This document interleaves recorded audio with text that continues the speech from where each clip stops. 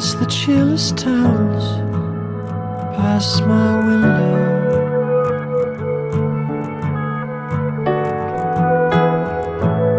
I can see a washed out moon through the fog.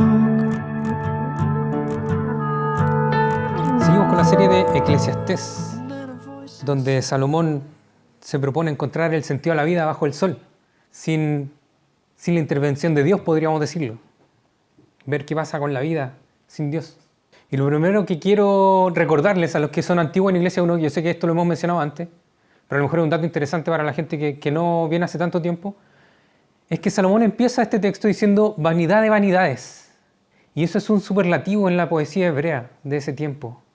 Cuando él habla de vanidades, él se refiere a lo más vano que puede existir. Los judíos no tenían esto de andar subrayando o poniéndole destacador para resaltar algo, ellos lo repetían para darle el énfasis. Entonces cuando se dice que, por ejemplo, Dios es Rey de Reyes, se refiere a que Él es el más grande Rey de todo. Cuando se dice que es Señor de Señores, Él es el Señor más grande de todos. Por tanto, vanidad de vanidades, nos dice Salomón que estamos hablando de la vanidad más grande que puede existir. Y Él nos dice que esto es bajo el sol. Entonces la vida sin considerar a Dios viene siendo vana. Y aquí Salomón se propone buscarle el sentido a la vida en diferentes cosas. Y hemos visto cómo lo ha buscado en la política, cómo lo buscó en la ética, en la moral, en el dinero, en los carretes. Y se da cuenta de que finalmente todo es vano. De que todas las cosas que Dios creó para nuestro goce, para nuestro placer, para ayudarnos, para alimentarnos, son cosas buenas. Pero que esas cosas no logran cubrir esa necesidad de Dios que hay en nosotros. Y por el contrario, actuamos en forma necia cuando idolatramos estas cosas en vez de a Dios. Y eso es vanidad de vanidades, porque nunca vamos a lograr estar satisfechos en las cosas que idolatremos si no es Dios. Lo segundo que quiero mencionar, que tengamos en mente antes de comenzar con el sermón como tal, es que en el tiempo de Salomón estaba el país ya en la tierra prometida, habían hecho la conquista de la tierra, estaba Jerusalén y el templo en medio. Y los judíos por lo menos una vez al año tenían que ir y ofrecer sacrificios para el perdón de los pecados, llevando un cabrito, un carnero, sin mancha, ¿cierto? Sin defecto. Y Salomón, si se dan cuenta, comienza este texto de forma diferente. Siempre que Salomón intentaba buscarle el sentido a la vida, en las ideas anteriores él decía, y me propuse en mi corazón, haciéndose parte él de esto. Pero aquí Salomón no dice eso. Salomón se mantiene a distancia. Es prácticamente como que Salomón estuviera observando qué pasa con los judíos cuando van al templo a ofrecer sus sacrificios, cuando van a ofrecer adoración a Dios. Salomón, curiosamente, no busca, digámoslo así, él mismo en persona el sentido de la vida en una religión vana, sino que observa cómo los demás lo hacen. Y pasaba que en ese tiempo, los judíos, en un comienzo, tenían conciencia de quién es Dios y temían a este Dios. E iban de verdad al templo y ofrecían de verdad un sacrificio por el perdón de sus pecados, confiando en que Dios perdonaba sus pecados. Pero esto se empezó a degenerar con el tiempo. Y esto ya no era con el fin de glorificar a Dios, sino que ya se hacía en forma de un ritual, en forma de costumbre, se hacía porque era la crianza que mis padres me dieron, porque soy israelita y es lo que corresponde. Y perdió, y los judíos sin darse cuenta terminaron sacando a Dios del centro de todo esto y transformando todo este ritual o toda la adoración a Dios en mera religión, en mero paganismo. Y terminaban yendo a los templos y ofreciendo sacrificios para que Dios no se enoje conmigo, o para ganar el favor de Dios, o porque es lo que corresponde y así fui criado y lo sigo haciendo así, pero no le tomo el peso a lo que hay. No está Dios en medio de lo que estoy haciendo. Y si somos sinceros, nosotros hoy en día estamos en la misma situación. Sacamos a Dios del centro de nuestra adoración. Ya no venimos a la iglesia con la intención de adorar a Dios. Venimos porque se nos ha hecho costumbre. Venimos porque, en el caso de los que los criaron en el Evangelio, mis papás me criaron así. Vengo porque nací en Chile y la religión en Chile es esta, entonces yo sigo esto. Pero no tenemos a Dios en el centro de lo que hacemos, ni le tomamos el peso a lo que estamos haciendo. El mensaje que Salomón aquí transmite, a pesar de que está ambientado en esa época, sigue siendo igual de vigente para nosotros en el día de hoy. Igual de vigente. Porque si somos sinceros, esa también es la condición nuestra hoy día. Hemos sacado a Dios del centro de la adoración. Y así comienza el versículo 1, diciendo: cuando vayas a la casa de Dios, refrena tus pasos. En vez de acercarte para ofrecer sacrificios de gente necia, que no sabe qué hace mal, acércate para oír. Lo primero, vamos a tratar 3 puntos hoy día sobre este texto. El primer punto es no ser consciente de quién soy yo. Lo vamos a desarrollar aquí en este versículo 1. Lo segundo que quiero que notemos atención de este versículo es que la palabra que aquí se traduce por oír, en el sentido original hebreo tiene la connotación de oír con la intención de obedecer lo que se me está diciendo. Tengamos eso ahí en mente. Entonces lo primero que vemos es que Salomón hace una llamada de atención. Cuando vayas a la casa de Dios, cuida tu paso. A nosotros no nos hace mucho sentido, cuida tu paso. Es como que voy a torcer el pie, ¿qué? En verdad le está diciendo, cuando vayas a la casa de Dios, tómale el peso al lugar en donde vas a estar. Mi mamá, cuando yo era chico, me decía que yo era atarantado, porque era así como impulsivo, como a la loca. No sé cómo le habrá dicho a usted a su mamá, mi mamá me creó cualquier trauma. Salomón está diciendo precisamente eso, no llegue y entre así, no es cualquier lugar. No entres en forma atarantada, sin pensar, no entres por costumbre, no entres porque es lo que estaba acostumbrado a hacer. Si vas a ir a la casa de Dios a rendir adoración, tómale el peso al lugar al que vas. Cuida tu paso. Entonces entendemos que Salomón no hace una precaución. ¿Pero por qué no hace una precaución? Porque debe haber entonces una manera correcta y una manera incorrecta de acercarnos a Dios. Y él empieza diciendo, en vez de acercarte para ofrecer sacrificios de gente necia, ¿qué es el sacrificio de gente necia? Era precisamente el convertir el cristianismo, el judaísmo en ese tiempo, en una religión pagana.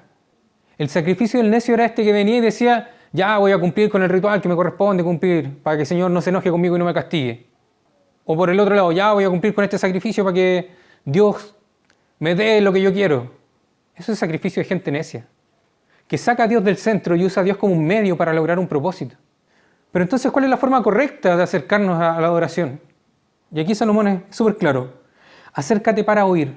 Y recordemos, oír con la intención de obedecer lo que se me está diciendo. En el sacrificio de la gente necia no hay fe ni temor de Dios. Es simplemente un ritual. Estos necios creían que con simplemente ofrecer el sacrificio ya Dios les perdonaba sus pecados. No era necesario que ellos pusieran de verdad la intención de arrepentimiento, no era necesario que ellos se arrepintieran sinceramente de lo que habían hecho, no era necesario que ellos se arrepintieran sinceramente de haberle faltado el respeto a Dios, de haberlo blasfemado, de haber hecho mal uso de los bienes con los que Él nos bendice. No, ellos creían que simplemente ofreciendo un sacrificio, Dios me perdonaba. Necios. Pero si nos acercamos de la otra manera, con la intención de oír, ¿qué es la manera correcta? ¿Qué te dice la Biblia? 2 Timoteo 3:16, versículos 16 y 17 dice: toda la escritura es inspirada por Dios y útil para enseñar, para redarguir, para corregir, para instruir en justicia, a fin de que el hombre de Dios sea perfecto, enteramente preparado para toda buena obra. Si no nos disponemos a escuchar la palabra de Dios, ¿cómo esperamos ser edificados en Dios? ¿Quieres crecer como cristiano? Escucha la palabra de Dios. ¿Quieres conocer la voluntad de Dios para tu vida? La palabra de Dios. ¿Quieres amar más a Dios y odiar más el pecado? La palabra de Dios. Eso es. El necio no escucha.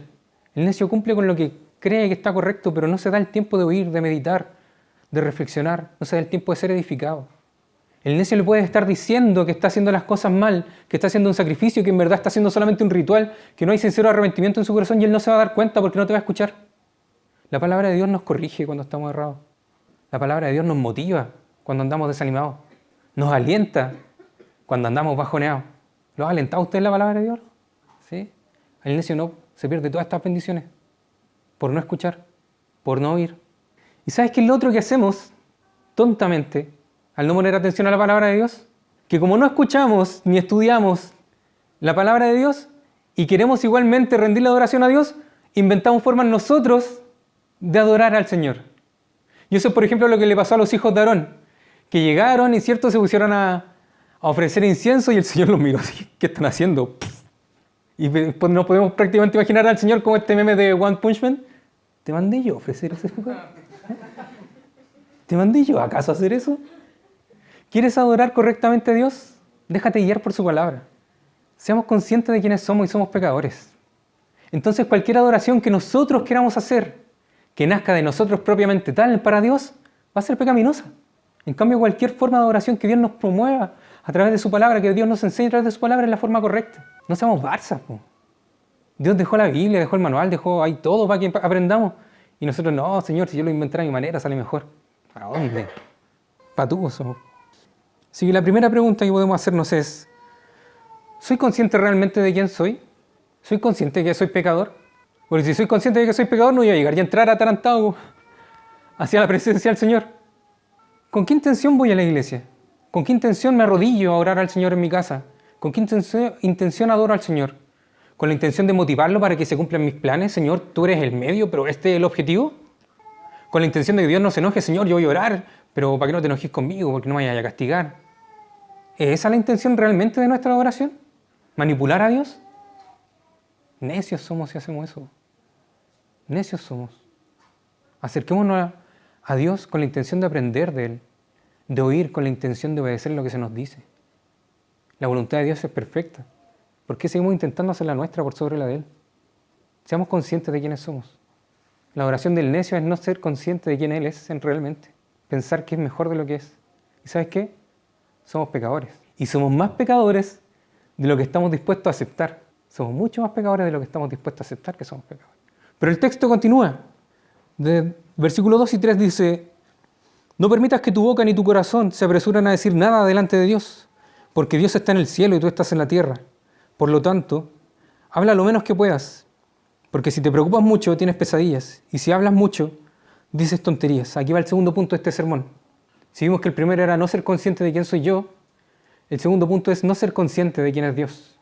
Y parte de Salomón diciéndonos, no permitas que tu boca ni tu corazón se apresuren a decir nada delante de Dios. ¿Por qué? Porque en esta adoración pecaminosa que tenemos de manipular a Dios para nuestros fines, nos podemos imaginar a nosotros mismos prácticamente como el hijo menor de la parábola del hijo pródigo, que cuando se iba a devolver a la casa el papá iba con un plan en la cabeza, ¿se acuerdan? He pecado contra el cielo y contra ti. ¿Ah? Ya, con esto voy a aplacarle a papá. Papá, he pecado contra el cielo y contra ti. Papá, he pecado contra el cielo y contra ti. De la misma manera prácticamente nos acercamos nosotros a la iglesia hoy día. De la misma manera nos arrodillamos a orarle al Señor. Señor, y partimos con una glosolalia de palabras, con un montón de palabras y buscamos palabras rebuscadas y hacemos largas oraciones para de repente expresar cosas que son sencillas, sumamente sencillas. Pero creemos que a través de nuestra palabrería vamos a convencer a Dios. Y llenamos nuestro corazón de intenciones. Es maravilloso como lo dice aquí Salomón, porque no habla solamente de nuestras palabras, sino que habla de nuestras intenciones al también mencionar el corazón. Y nos acercamos a la iglesia con un montón de intenciones, pero ninguna de esas es adorar realmente a Dios. Nos acercamos a Él para manipularlo, para condicionar a Dios. Y arguimos planes en nuestro corazón, pero necesito la ayuda de Dios para que esto se cumpla. Y Salomón dice, Dios está en el cielo y tú estás en la tierra. Es maravilloso esto porque si hasta el momento Salomón nos había mostrado un límite que era bajo el sol y que todas las cosas que están bajo el sol son vanas, en este momento es como que Salomón se asomara por este límite y dijera, ahí está Dios, en el cielo, por sobre el marco en el que estamos nosotros. Pero Salomón lo hace con la intención de devolvernos a nuestro lugar. Él dice, tú estás en la tierra, tú estás sometido al tiempo, estás sometido a enfermedades, estás sometido al hambre, estás sometido al trabajo, estás sometido a un montón de cosas que ninguna de ellas te satisface. Tú eres finito, tú te enfermas. Dios está por sobre todo esto que Él mismo ha creado. ¿Con qué intención venís tú a manipular a Dios? Sinceramente. O sea, tomémosle el peso a esto. Si Dios está por sobre su creación, porque Dios la creó, Dios no está sometido al tiempo, Dios no está sometido a las enfermedades, Dios no está sometido al hambre, ¿qué puedo yo, como criatura, ofrecerle al Creador? Sinceramente, ¿te has puesto a pensar en eso? Tengo toda la intención de manipular a Dios, pero sé sincero contigo mismo. ¿Qué tienes tú que ofrecerle a Dios? Nada. Salomón hace esto para recordarnos quiénes somos. Somos criaturas. Y Dios es el Creador. Les recordaba a los más antiguos en la Iglesia 1 que el repetir 2 veces algo es un superlativo de la poesía hebrea. Hay un atributo de Dios que se repite 3 veces. Solo uno. Que se repite 3 veces en la Biblia. Mostrándonos, y así el otro era el superlativo, este es como el megalativo, no sé. Dios es santo. Santo, santo, santo, claman los ángeles que están frente a Él. Y nosotros tenemos la idea de que ser santo es ser alguien apartado, y sí, es correcto. Ser santo significa que Dios te ha apartado para que tú seas su hijo. Pero la raíz de la palabra santo en el hebreo también es la raíz de la palabra indomable. Cuando hablamos de un Dios que es santo, santo, santo, hablamos de un Dios que es indomable. Un Dios que está totalmente fuera de su creación, que no está contaminado con el pecado de su creación, pero que aún así la mantiene, la sostiene, pero es indomable. Es un Dios al que no podemos manipular. No hay forma alguna de que nosotros podamos cambiar el parecer de Dios a través de nuestras lindas oraciones. Pero hay otro beneficio más en esto. Y es que no importa el pecado que hayamos cometido, no vamos a sorprender a Dios ni a condicionarlo. No es que un día llegue Dios y diga, oh, el condoro que te mandaste, compadre, no lo tenía previsto. Uy, con esto me haces cambiar todo mi plan, perfecto. No, esa bola no va a pasar. Con todo respeto, pero eso no va a pasar. Dios es indomable. Y no importa el pecado que hayamos cometido, no vamos a hacer cambiar a Dios. No importa las palabras que digamos, no vamos a hacer cambiar a Dios. ¿No es maravilloso? Yo lo veo como súper bacán. Este Dios perfecto que me ama desde la eternidad nunca va a cambiar su amor hacia mí. Seamos conscientes de quién es Dios. Y en tercer lugar, desde el versículo 4 al versículo 6, cuando le hagas una promesa a Dios, no tardes en cumplírsela, porque a Dios no le agrada a la gente necia. Cumple lo que prometes, porque es mejor que no prometas, y no que prometas y no cumplas. No permitas que tus labios te hagan pecar, ni digas delante del ángel que lo hiciste por ignorancia. ¿Para qué provocar que Dios se enoje por tus palabras y que destruya todo lo que has hecho? Aquí va el tercer punto de este sermón. Es mejor una espiritualidad, es mejor una fe sencilla pero sincera, que una fe esforzada pero falsa. Cuando le hagas promesas a Dios, no tardes en cumplírselas. Siguiendo la idea de esto, de que los necios intentaban manipular a Dios a través de los sacrificios y de la adoración que ellos hacían en el templo, ellos también se comprometían a cosas que después no querían cumplir. Y se iban a rendir adoración y faltaba, no sé, poco tiempo para la cosecha. Ellos iban donde el sumo sacerdote y le decían, compadre, cuando se cumple el tiempo cosecha, yo te voy a entregar mi diezmo y te voy a entregar un 10% más para que ayudemos al pobre, a la viuda, al huérfano, al extranjero. Vaya a buscarlo nomás cuando esté listo. Y la palabra que aquí la Reina Valera contemporánea traduce por ángel es la palabra mensajero en el hebreo. Entonces existía esta tradición o esta costumbre de que cuando alguien hacía una promesa y llegaba el tiempo de cumplirla, iba un mensajero en nombre de los sacerdotes a la casa de esta persona. Compadre, buena, ya, tiempo cosecha, vengo a buscar lo que prometió. No, es que ¿sabéis qué? No me fue tan bien como había pensado. No, es que no sé qué me pasó ese día, pero no, fue una mentirita blanca. Fueron palabras al aire. Y los compadres estos se comprometían y no cumplían. De igual manera, al intentar manipular a Dios, hacían votos y decían, Señor, si tú me das ese trabajo, yo te prometo que voy a ayudar a mi vecino. Y no cumplían. Todo con la intención de manipular a Dios. En ningún momento tenían la intención de rendir real adoración. Perdón, no voy a generalizar que eran todos, pero parte de ellos lo hacía. Probablemente había siempre un remanente ahí que sí le rendía adoración real a Dios. Nos dice Salomón, es mejor que no prometas y no que prometas y no cumplas. Y nosotros decimos, pucha, la papa, mejor no me comprometo a nada, ¿o no? ¿Para qué voy a andar comprometiendo cuestiones que no tengo certeza de que voy a cumplir? ¿Para qué me voy a amarrar con tonteras? Mejor me hago el loco, ¿no? Mejor no prometo nada. Pero ¿sabéis que hay promesas que son buenas y que hacemos delante de Dios y son bonitas? Nuestros votos matrimoniales. ¿Se han puesto a pensar que los votos matrimoniales son una promesa delante de Dios?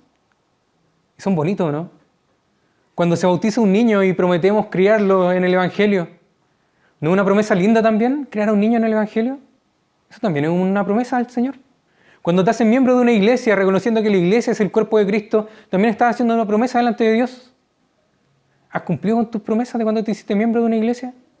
Son promesas lindas que también hacemos delante de Dios. No veamos todas las promesas como que mejor no me comprometo a nada. Pero sigue Salomón y dice, cerrando el versículo 6, dice, ¿para qué provocar que Dios se enoje por tus palabras y que destruya todo lo que has hecho? Y nos parece como difícil este versículo porque decimos, ya, ¿cómo Dios va a destruir lo que hemos hecho? ¿Cómo Dios va a destruir lo que hemos construido? Porque no le cumplí. ¿Y sabes qué? Si tú no guardaste tus votos matrimoniales, que no te extrañe que tu matrimonio fracase. En buena onda. Las cosas como son. Como el meme del pollito. Se tenía que decir y se dijo. Es verdad. Si tú hiciste promesas, si tú hiciste votos matrimoniales y no los cumpliste, que no te extrañe que tu matrimonio fracase. Si tú hiciste la promesa de criar a tus hijos en el Evangelio y no lo cumpliste, Que no te extrañe que cuando ellos sean grandes se alejen. Si te das cuenta, ni siquiera es necesario que Dios intervenga en contra tuya. Es necesario que Dios simplemente quite un poquito su mano de ti. Que todo ese pecado que Dios retiene constantemente de nosotros, Él lo deje fluir un poquito. Y las propias consecuencias de nuestro pecado van a hacer que todo lo que hemos construido se destruya. Nosotros con el tiempo nos olvidamos de las promesas hechas que no cumplimos. Dios, sin embargo, se acuerda de todas nuestras promesas. A nosotros nos gusta, cuando ya sabemos que no podemos cumplir, hacernos los locos. ¿Para qué lo voy a llamar? No, mejor me hago el loco hasta que se le olvide. ¿Sí o no? ¿O me pasa a mí nomás? Seamos sinceros. No, ¿para qué? No, me da lata ir a verlo. Porque, no, le prometí esta cuestión el otro día y no me ha cumplido. O mejor no lo voy a ir a ver nada. ¿Sabes que cada vez que hacemos un voto a Dios, como por ejemplo, Señor, si tú me das ese trabajo, te prometo que voy a empezar a diezmar a la iglesia? Cada vez que nosotros hacemos un voto a Dios y no lo cumplimos, estamos rindiendo la adoración al objetivo en vez de a Dios. Y dejamos a Dios de lado. Y pasamos a usar a Dios como un medio, más que como nuestro Señor. En vez de excusarnos, deberíamos acercarnos a Dios y confesar nuestras faltas. Hay un texto súper lindo que encontré, lo voy a leer textual. Dice, ¿cuán glorioso sería si la iglesia del Señor Jesucristo fuera el lugar en la tierra en donde la gente cumple con lo que promete y cumple sus votos? Si tan solo eso fuera verdad, entonces no necesitaríamos de arrepentimiento y de confesión. Parémonos en temor delante de nuestro gran Dios, en la gracia de Jesucristo, y ofrendemos toda nuestra vida y todas nuestras palabras en un sacrificio agradable al Señor. Si tan solo la iglesia cumpliera con lo que promete, compadre, daríamos el medio testimonio, pero ni eso somos capaces de hacer. Seguimos intentando usar a Dios como un medio para conseguir lo que quiero. ¿Y sabes qué? Nos terminamos... ¿Cuántos tienen gato? Levanten la mano. 1. ¿Cuántos tienen perro? Caleta, somos más dog lovers. Terminamos cayendo en la teología del gato y en la teología del perro. ¿Lo ubican? ¿No? ¿No conocen la teología del gato y la teología del perro? La teología del perro dice, Él me cuida, Él me alimenta, Él me da refugio, Él me ama. Él debe ser Dios. Voy a ir y le voy a mover la colita para que siga con todo esto. Y la teología del gato dice, Él me cuida, Él me alimenta, Él me da refugio, Él me ama. Yo debo ser Dios. Por tanto, Él es el medio para que yo consiga todo esto. Terminamos cayendo en eso, finalmente, cuando no tenemos conciencia real de quién soy yo, de quién es Dios, y seguimos buscando usar a Dios, seguimos intentando manipular a Dios para conseguir nuestro objetivo. Ya para concluir, versículo 7 dice, tú debes temer a Dios, porque cuando los sueños aumentan, también aumentan las palabras huecas. ¿Qué palabra creen ustedes que está escrita en el original hebreo? Que aquí la Reina Valera contemporánea traduce como huecas. ¿Cuál? ¿Vacío? ¿Vano? La palabra que usa el texto original en hebreo es hebel. Tú debes temer a Dios, porque cuando los sueños aumentan, también aumentan las palabras vanas. Le damos mayor importancia a nuestros planes, a nuestros sueños y anhelos o problemas que a lo que Dios tiene para nosotros. Buscamos nuestra propia gloria antes que la gloria de Dios. ¿A qué le tememos? Sinceramente, ¿a qué le tememos? ¿A nuestros problemas? ¿A que nuestros proyectos no se cumplan? ¿Eso nos causa temor? ¿A que Dios no actúe en nuestro favor? ¿Nos da temor eso? ¿A que nuestros proyectos no tengan el resultado por el que tanto nos hemos esforzado? Yo me he esforzado un montón por esto. Me da lata que no se cumpla. ¿Le tenemos temor a eso? Nuestro temor debe ser para Dios. No debemos acercarnos a Dios para que cumpla nuestros propósitos y nos apoye en nuestros planes. Dios no es un títere, ni un talismán, ni una cábala. Dios es Dios, eterno e inmutable. Dios es Dios, eterno e inmutable. ¿A quién debemos temerle entonces? Ya hemos visto la manera incorrecta de acercarnos a adorar a Dios. Pero ¿cuál sería entonces la forma correcta de acercarse a rendirle adoración al Señor? Viendo todo lo que Salomón aquí nos muestra como una religión vana que pierda a Dios del centro. Te voy a dar 3 tips para una adoración sincera. El primero, en humildad, pues yo soy pecador. Para una adoración sincera a Dios, debe ser en humildad, pues yo soy pecador. Ser consciente de quién soy yo. Segundo lugar, en reverencia, pues Dios es santo. Ser consciente de quién es Dios. Y en tercer lugar, en sincera gratitud por lo que Cristo ya hizo. Si tú estás agradecido de Dios porque las cosas resultaron como tú querías, déjame decirte que no es sincera gratitud. La sincera gratitud es porque Dios actuó conforme a su voluntad. Eso es gratitud real. Si consideramos la santidad de Dios y nuestra pecaminosidad, ¿cómo podemos entonces acercarnos y seamos sinceros cuando adoramos a Dios y estamos cantando? Muchas veces estamos pensando en otra cosa y cantamos porque cantamos, ¿no? Estamos sentados con el celular en la mano, mientras el predicador está acá adelante, vibró el celular y me desconecté de lo que el predicador estaba diciendo. Y pesqué el celular. ¿Está el Señor en el centro de nuestra oración? Seamos sinceros. No lo está. Estamos cayendo prácticamente en hacerlo por ritual. Contra eso es lo que Salomón nos advierte. Esa religión es vana. Cuando sabemos que nuestra adoración también ha sido perdonada, porque Dios no solo murió por tu pecado, Dios también murió, Cristo también pagó por tu adoración imperfecta. El sacrificio de Cristo pagó por todo, por todo. Entonces ahora que sabemos que podemos acercarnos, aún siendo imperfectos, a adorar a este Dios, ya no nos acerquemos con la mentalidad de me acerco a adorar para que Dios responda de esta manera. Saquémonos eso de la cabeza. No somos paganos, somos cristianos. Acerquémonos diciendo, ahora que ya soy aceptado a través de la crucifixión y la resurrección de Cristo, puedo adorar al Señor como un privilegio. Esa es la adoración al Dios. Si tuviéramos que resumir este texto completo del versículo 1 al versículo 7, yo lo resumiría con la primera frase del versículo 1 y con la primera frase del versículo 7. Cuando vayas a la casa de Dios, tú debes temer a Dios. Cuando rindas adoración a Dios, ya sea en la iglesia, ya sea en tu casa, ya sea en la intimidad de tu cuarto, arrodillado orando, cuando tú vayas a adorar a Dios, tú debes temer a Dios. Y hemos visto ya este concepto del temor a Dios, que es como si estuviéramos parados, ¿cierto?, en un acantilado, gracias, precipicio, alguien dijo precipicio. Es como si estuviéramos parados en un acantilado en el borde, en donde el paisaje es maravilloso y cautivante y nos gustaría poder ver nítidamente hasta el último detalle al fondo. Pero si miramos para abajo nos da miedo. Y sabemos que si damos un paso en falso, hasta ahí llegamos. Ese es el temor a Dios, es un temor que te cautiva, que te envuelve. No es un temor de, uy, le voy a tener miedo porque Dios me va a castigar. No, compadre. Tú le tienes temor a Dios por quien Él es. Porque Él es santo, santo, santo. Indomable. Ese es el temor a Dios. Para los que somos de costa, yo soy de Valparaíso. Es como cuando estabas en la playa y delante tuyo se levantaba esa ola gigante que sale cada cierto rato y que se mantiene como 2-3 segundos quieta delante tuyo. Y uno queda maravillado frente a eso. Pero ¿sabes que si esa ola te agarra? Fuiste. Ese es el temor a Dios. Cristo pagó por todos nuestros pecados al ser crucificado. Incluso por nuestra adoración deficiente. Cuando nos acerquemos a Dios, acerquémonos consciente primeramente de quién soy yo, segundo de quién es Dios. Y acerquémonos de verdad con una fe sencilla, pero sincera, en vez de con una fe falsa y trabajada. Rindámosle real adoración a Dios por quien Él es, porque no hay forma en la que nosotros podamos manipularlo. Y sabes que la voluntad de Dios es mucho mejor que la tuya y la mía. Si Dios de verdad decidiera un día dejarme a mí actuar conforme a mi voluntad, la embarro todo. Así de sencillo. La embarro toda. Dale gracias a Dios, porque su voluntad se cumple siempre. Amén. Oremos. Buen Dios y Padre Celestial, te damos gracias.